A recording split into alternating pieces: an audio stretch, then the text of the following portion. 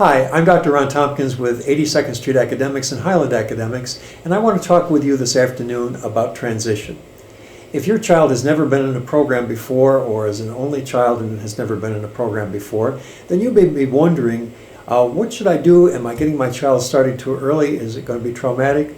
And these are very reasonable questions. Different children are able to process information in new environments at different speeds. Some children experience new environments more intensely and can end up with process drowning, where even coming into a classroom where there's so many new sights and sounds, so many toys to look at, so many experiences, the noise of other children chattering, it can be an overwhelming moment. Transitions are also largely ignored by schools, and this is becoming a more current issue in research. And what the research is showing is that if children have transition problems at the beginning, those transition problems can reoccur in UPK, they can reoccur in kindergarten, they can reoccur in 6th grade. And this is going to give the children, for example, coming into kindergarten with transition difficulties, an academic deficit that lasts at least through the 3rd grade.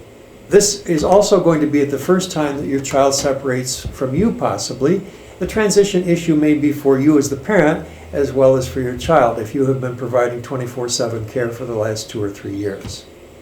If these issues are important to you, then my good news is that I think transition is very important, and it's something that we prepare for at 82nd Street Academics and Highland Academics with a transition curriculum. And I want to just go through those 7 points with you. First of all, we use the child's perspective to get started with. And each day the teacher is going to ask the child what emotions they are coming in and feeling, and giving them some little sticky buttons that they can put on a chart and chart their emotions. So they start to have a label and are understanding that they may feel good, they may feel bad, they may feel sad because they're missing mom or dad. They may feel very happy and excited.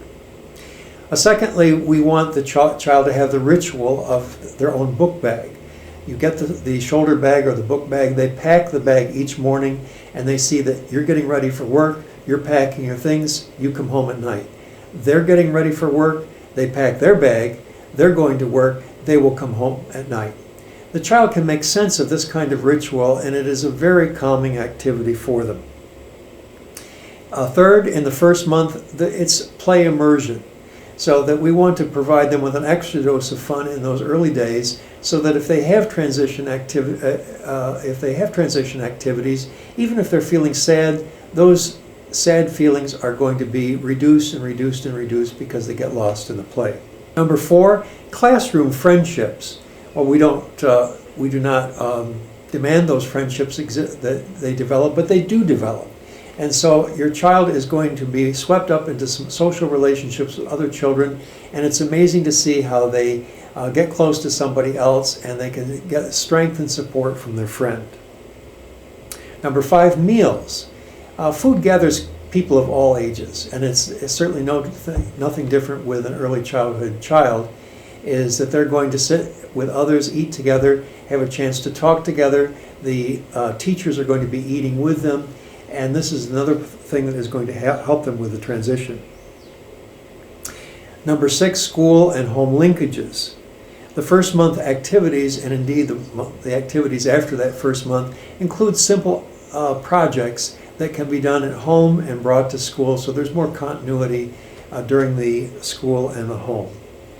And lastly, the classroom rules.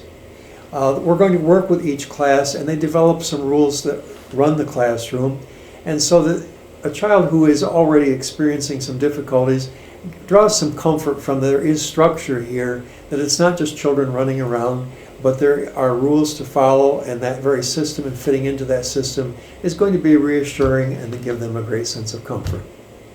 Of course, our teachers are professionally trained and certified. There's 3 adults in the class, so if your child is having a problem with transition, we're also able to give more personal attention.